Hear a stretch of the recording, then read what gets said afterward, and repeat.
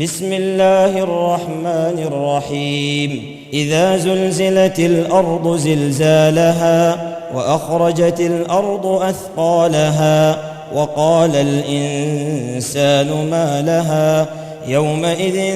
تحدث أخبارها بأن ربك أوحى لها يومئذ يصدر الناس أشتاتا ليروا أعمالهم فمن يعمل مثقال ذرة خيرا يره ومن يعمل مثقال ذرة شرا يره.